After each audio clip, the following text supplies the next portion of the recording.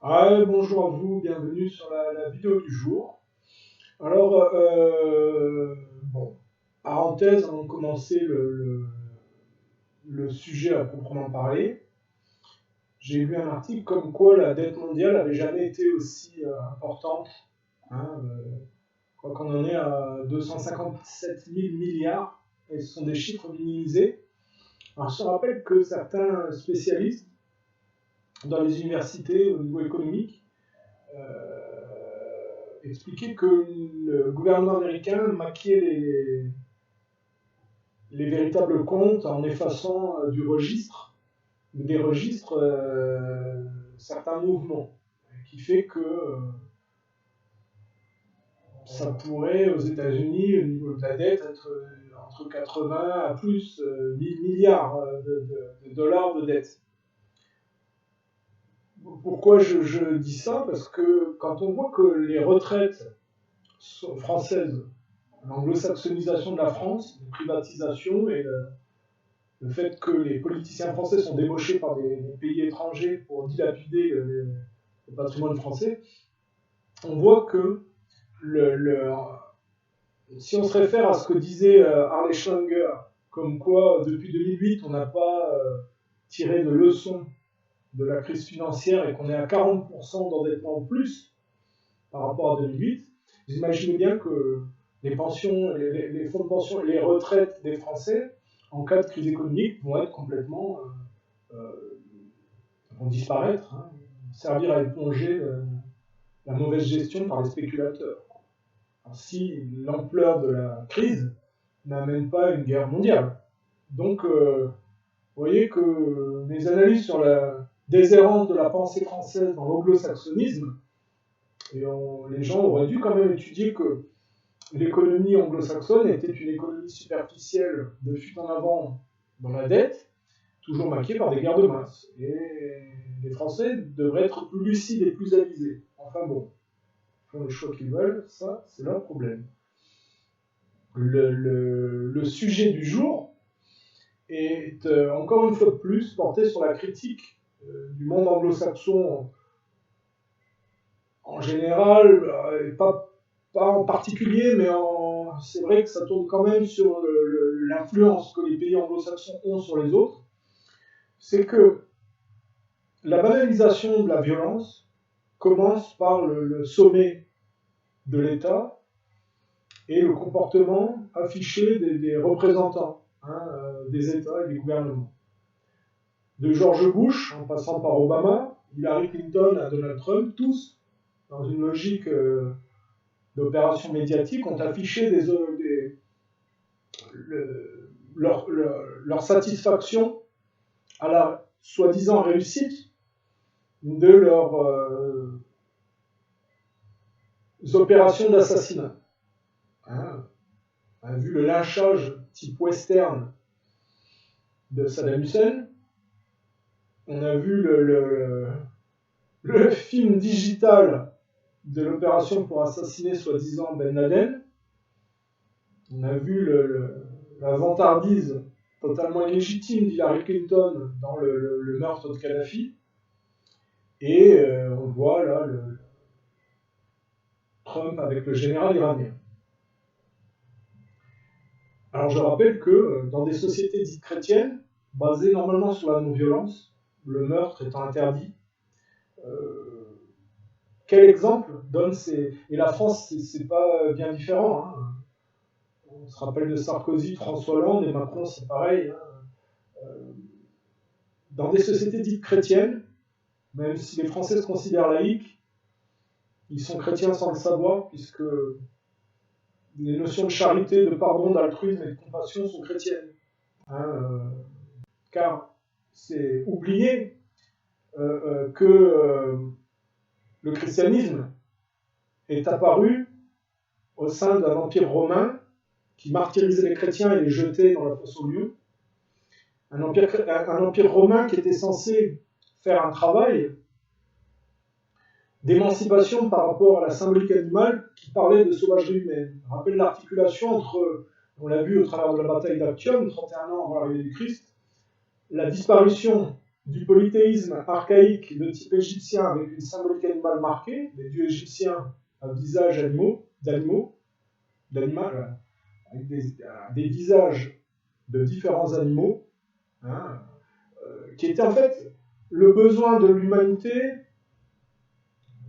de maîtriser la nature et progressivement de s'en émanciper. Donc, dans les anciens temps, on avait un polythéisme à la symbolique animale, type égyptien avec les dieux à tête d'animaux, et puis progressivement les polythéismes de type gréco-romain où la lutte des Grecs consiste à battre justement cette sauvagerie et cette animalité par le biais de monstres bien souvent à moitié humains, à moitié animaux. Et donc progressivement le christianisme apparaît, va effacer le polythéisme et en effaçant progressivement la sauvagerie, donc on voit l'Empire romain était quand même assez imbriqué dans cette sauvagerie, le désimbriquement de cette sauvagerie apporte des notions plus subtiles, le pardon, la charité, l'altruisme, la compassion. Et progressivement, l'homme va placer au cœur de ses relations, hein, de son rapport collectif, des préceptes plus humains. Alors, évidemment, on peut dire, oui, les chrétiens ne se sont pas comportés correctement au cours de l'histoire. Je parle, moi, du christianisme dans l'absolu de type Jésus-Christ, c'est-à-dire non violent et n'appelant pas au meurtre en son nom. Les bases du christianisme, c'est de tirer de l'expérience d'injustices subies, et donc de la maturité, et éviter que ces injustices ne puissent se reproduire.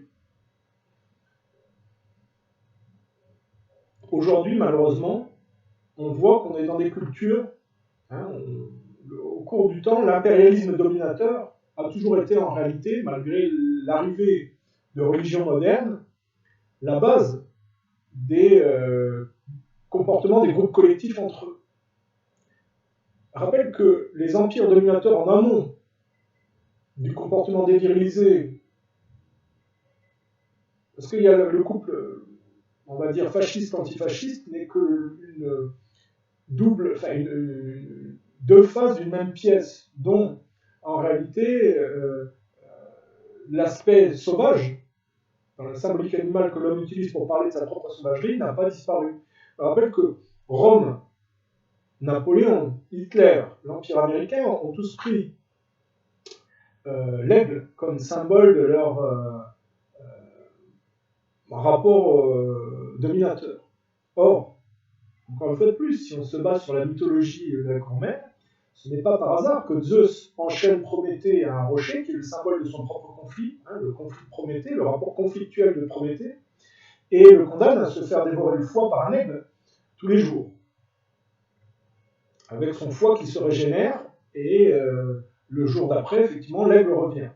Car en réalité, il s'agissait de punir un rebelle, un révolutionnaire boiteux, qui basait son rapport émancipatif sur en fait quelque chose de biaisé qui a trait à la capacité de s'émanciper autrement qu'en dominant autrui. Et ça donnera effectivement tous les empires qui ont basé, si vous voulez, leur élévation par le culte de la science belliqueuse. L'aigle en est le symbole par excellence. Je rappelle que l'aigle, les oiseaux sont les héritiers des dinosaures, qui étaient des lézards, ou une bonne partie, et que donc l'aigle, s'il s'est élevé dans le ciel dû à des évolutions assez limitées en réalité, un processus d'évolution limité, l'aigle s'est élevé dans le ciel, mais il n'est pas découplé du processus de l'aspect reptilien qui le caractérise à l'origine. Donc l'aigle est la manifestation des empires dominateurs qui ne se sont pas émancipés sur le vecteur du Christ, c'est-à-dire l'émancipation par la droiture et la non-violence, mais par l'artifice boiteux de la science militaire.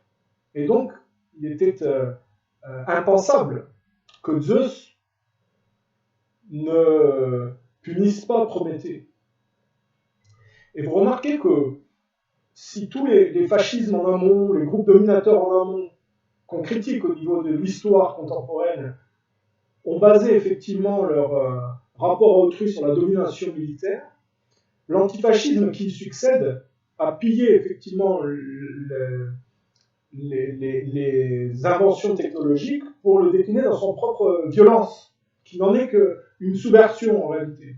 Ce qui fait qu'aujourd'hui, on a des cultures embarquées dans le culte de la science, avec un ciment très lié à la Shoah et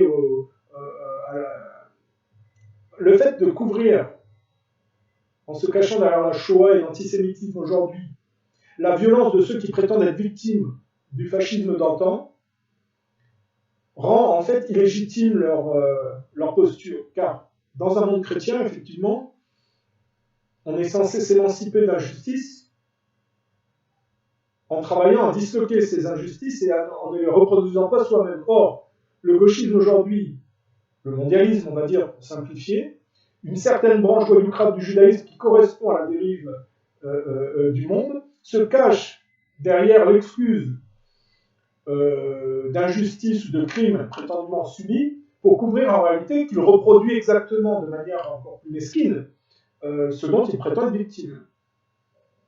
Donc on voit bien la facette fasciste, antifasciste est toujours bloquée dans cet archaïsme à la symbolique animale qui renvoie à la sauvagerie humaine.